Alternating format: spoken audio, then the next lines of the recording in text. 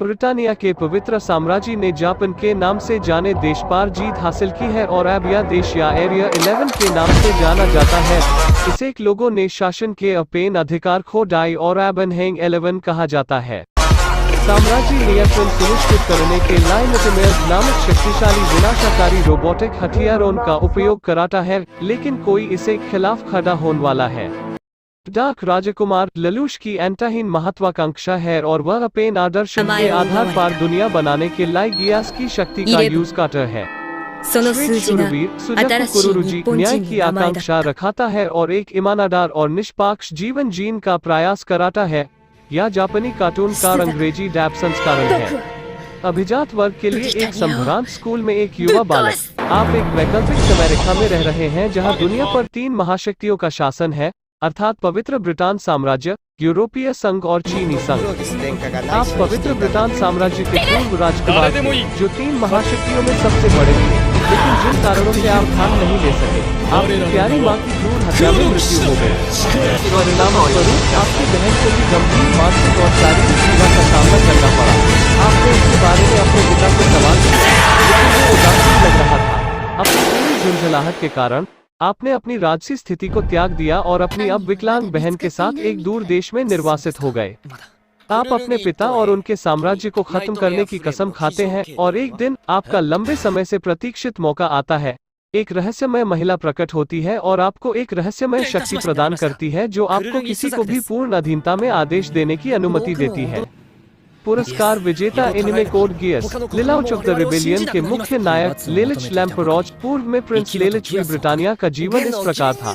कृपया ध्यान दें कि मैं इस विश्लेषण और समीक्षा को केवल एनीम श्रृंखला के सीजन 1 2006 2007 और सीजन 2 2008 के आधार पर लिख रहा हूँ। आगे स्पॉइलर है। यदि शक्ति न्याय है तो क्या शक्तिहीनता एक अपराध है?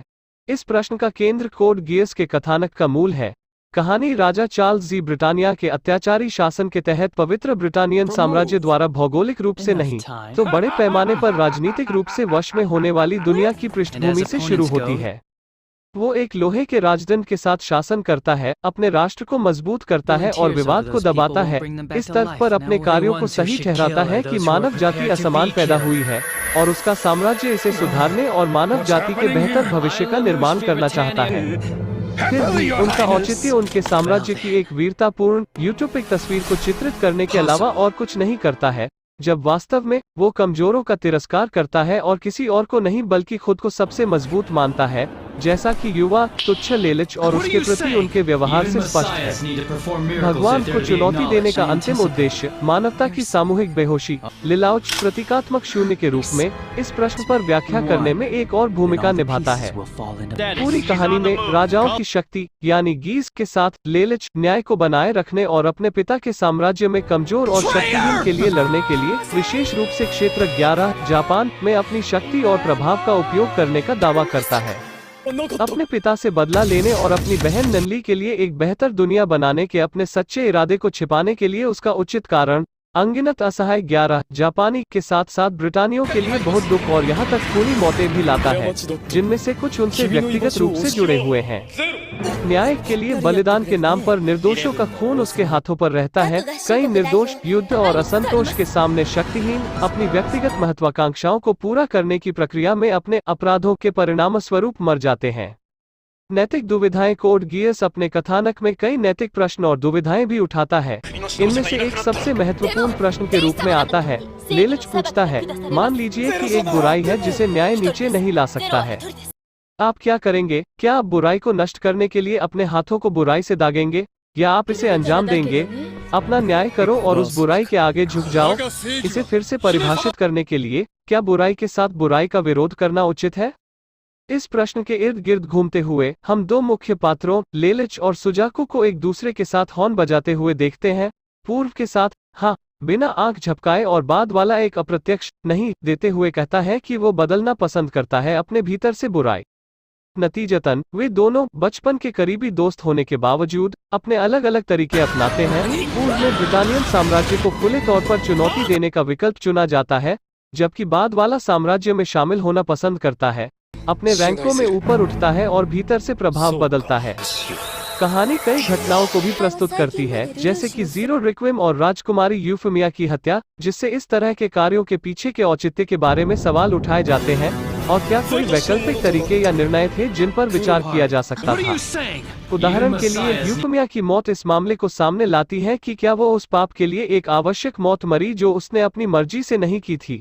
जहाँ तक उसकी मृत्यु में लेलिच की भूमिका का प्रश्न है, यह प्रश्न भी मन में आता है कि किस प्रकार का प्रतिशोध, यदि कोई हो, उसे न केवल एक सक्षम, कूटनीतिक और शांतिप्रिय नेता के साम्राज्य से वंचित करने के लिए, बल्कि अपने हंसमुख साथी के प्रेमी से भी वंचित करने के लिए उपयुक्त। कोड गिफ के बारे में एक बात मुझे मनोरंजक लगी, वह है जिस तरह से कहानी में राजनीतिक शक्तियों को जानबूझकर हमारी दुनिया की वास्तविकताओं को प्रतिबिंबित करने के लिए चित्रित किया गया है। यह एक संयोग से अधिक होना चाहिए। मेरी राय में लेखकों ने पवित्र ब्रिटेन साम्राज्य, हमारी दुनिया में ग्रेट ब्रिटेन का प्रतिनिधित्व को ठीक उसी स्थान पर चित्रित करने का फैसला किया जहां संयुक्त राज्य अमेरिका विश्व मानचित्र पर स्थित है। इस तथ्य को दर्शाता है कि दोनों महान मानव जाति के इतिहास में ब्रिटेन और संयुक्त राज्य अमेरिका दो प्रमुख महाशक्तियां हैं। इसके अतिरिक्त यूरोपीय संघ और चीन की राजनीतिक और आर्थिक शक्ति को भी एनीमे में चित्रित किया गया है, जिसमें पूर्व में अधिकांश अफ्रीका और मध्य पूर्व पर विजय प्राप्त की गई थी और बाद में कहानी में भारत सहित अधिकांश एशिया पर अपना प्रभाव बढ़ाया गया था। कुल मिलाकर कोड गियस अपने आप में एक उत्कृष्ट कृति है जो अपने टोक्यो एनीम अवार्ड्स और एनिमेशन कोबे अवार्ड्स के योग्य है।